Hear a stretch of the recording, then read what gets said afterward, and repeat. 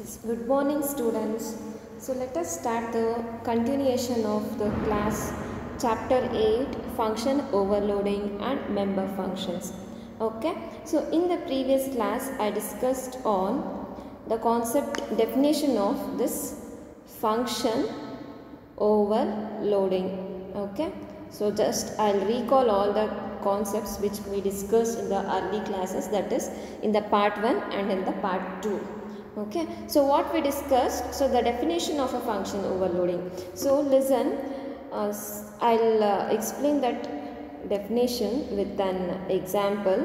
Int add, and here I am passing integer a and integer b as a argument list, and again I am writing one more function, so that is integer add of float a comma float b. So these are all what? Two functions having the same name. So same name is what? Add, and two arguments you are having here.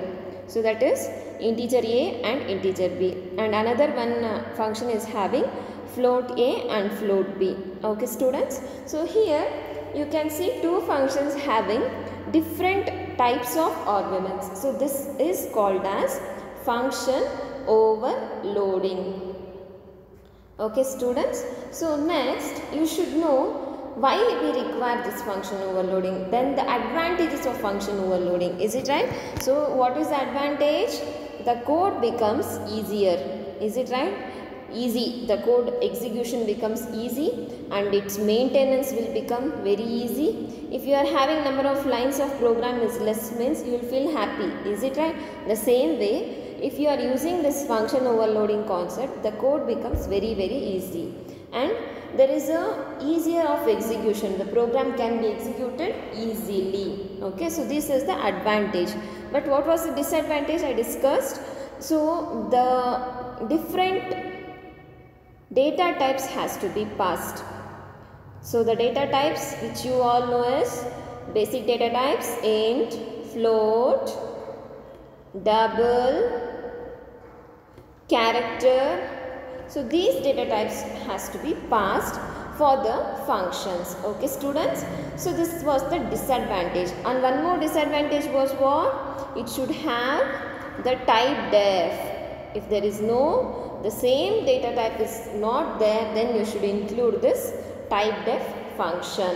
Okay students, so and then which concept we discussed? Inline functions we discussed. Is it right? So inline functions, what is meant by this inline functions?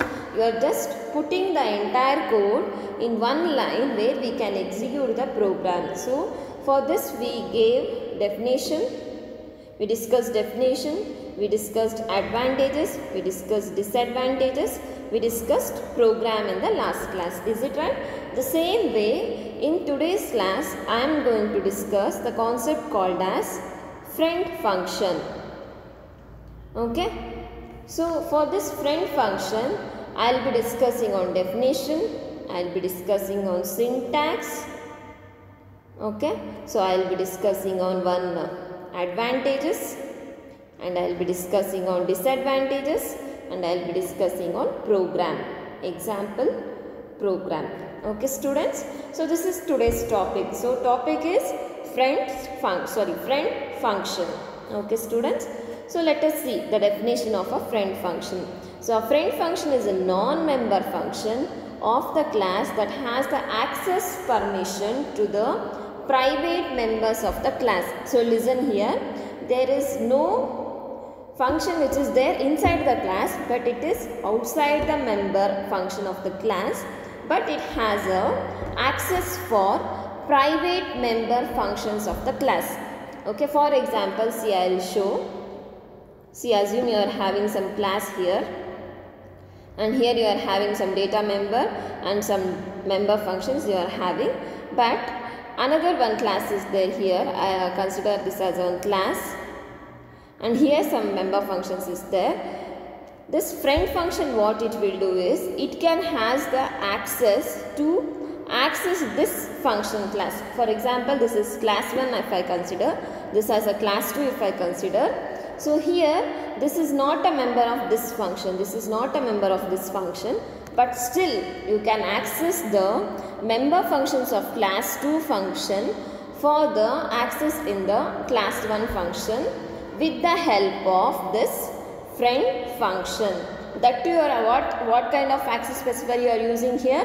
Private member access specifier. Understood? See, once again I will show.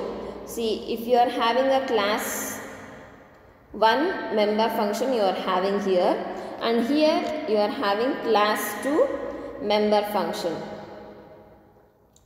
Okay. So, and that too it is what? It is private member function.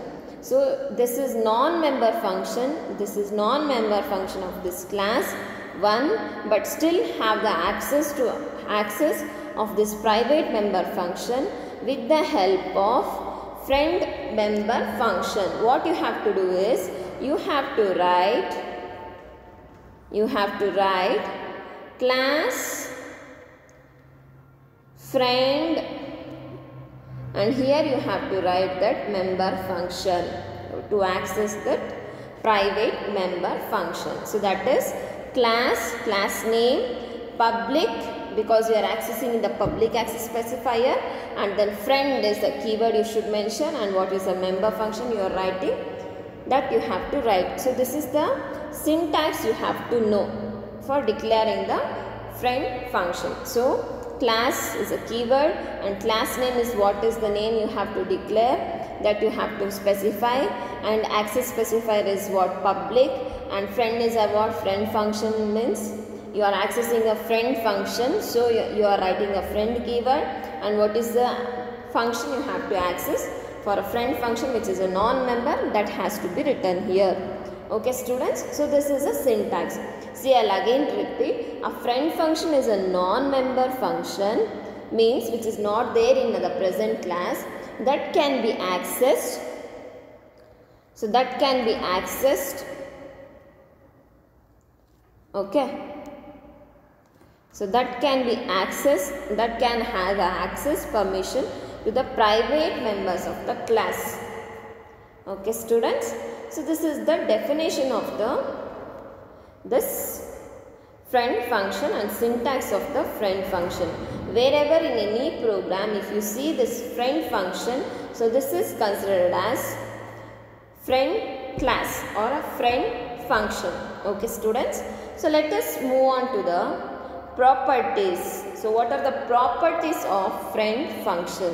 A friend function, although not a member of the function class, has the full access to private and protected members of the class. Is it right? So if you are not a member of the class, then you should not have the access to access some other part of the class. Is it right? But here you can access the private and protected members of the other class. Okay. So this is one property you should know. I think you all have understood. See, you are not having a permission to eat and drink in your friend home, that is in your stranger home. But if there is a friend of you, can have the access to have food and have coffee in your friend function. Same way here also, in this class 1, you will be not having any access to for this class 2. But if you are having a friend function, then you have the access. Okay. So this specifies this point number 1. Okay, first property. Next property is what? A friend function cannot be called using the objects of the class. Okay. So always we mention objects as, for example, student object, I will mention it as S1. So this object cannot be invoked, cannot be called. Okay. So this is one more property you should be knowing. Okay. So then what else? Then the normal external functions that are given special access privilege. Okay. So normal functions gives special access privileges. Okay. So next, it cannot access the member variables directly and has to use an object name member name, and has to use the object name member name. Here is a membership is a operator. Okay, so here what operator we use? Is a member operator, membership operator we use. The function, okay, okay students, so here the function is declared with the keyword friend, but while defining a friend function, it doesn't use either a friend or it doesn't use scope of resolution operator. Okay, so in keyword function, friend functions, we never use the scope of resolution operator. That is, while defining a friend function, we won't use this operator. What is that operator? I'll show it. So this is what? This is scope of resolution operator. So this operator we won't be using. Okay students. So let us understand that friend function with an example. So this is what? This is normal preprocessor directive, and here number is what? Class name. Okay, and here this private int a is what? Data member, and then void read is what? Member function. Okay, and here you are having the access of entering the numbers. Okay, so then it is added, and then we'll move on to the next function. See, here you have using friend function. So this is what? Program to find number is even or odd. So here I am taking that number, okay, and finding whether it is remainder is equals to 0. If it is equals to 0, then it is return 1, or else it is return 0. That means if it is equals to 0, then it is a even number, or else if it is a not equals to 0, then it is a odd number. So here you are just doing the friend function, and it is not a member function, non-member function of the class. Is it right? So here even member function is not declared within this class number. Where it is declared out of the class. Okay, so therefore it is called as friend function, which have the access for non-member function which is declared outside of the class. See, from main what you are passing, we are passing just one number, and this number is the what? This function, even function will go and call the friend function. Okay. Okay students, you all have understood, I guess. If you are having any problem, just ask me your doubts. So this is what? This is a program to find the even number, even or odd number by just using this friend function. Okay students. So next, these are the points you have to be able to understand, and you have to be able to analyze, and you have to write in the exam. Some of the important points what you should know from this chapter is the definition of function overloading. Okay, and then you should know it implements polymorphism. Okay, and then you should know inline functions. So inline function concept you should know, and in that how to declare, how to use that inline function, syntax, everything you should know. And then friend function you should know. What are the key points in friend function which I explained just few minutes back, that you should know. Okay. See, I'll just write what are the three concepts we should know. One is function overloading, you should be knowing. And next is, second thing is, you should know inline function. Inline function. So in this you should know the definition of inline function, you should know the advantages of inline function, you should know the disadvantages of inline function, syntax, and then one program. Okay. Then for friend function.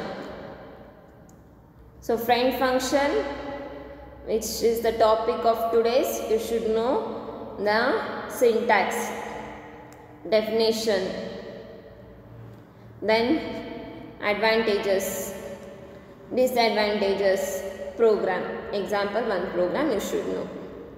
So these are the three basic things you should know in this chapter 8, function overloading and member functions. Okay students, I hope all of you have understood my class of function overloading and member functions chapter.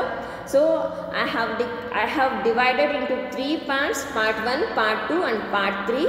So in part 1 I discussed only on function overloading, definition and the need of function overloading, advantages and disadvantages. In part 2 I discussed all about inline functions, and in part 3 I discussed all about the friend function. Okay students, you all have understood I guess. Thank you a lot.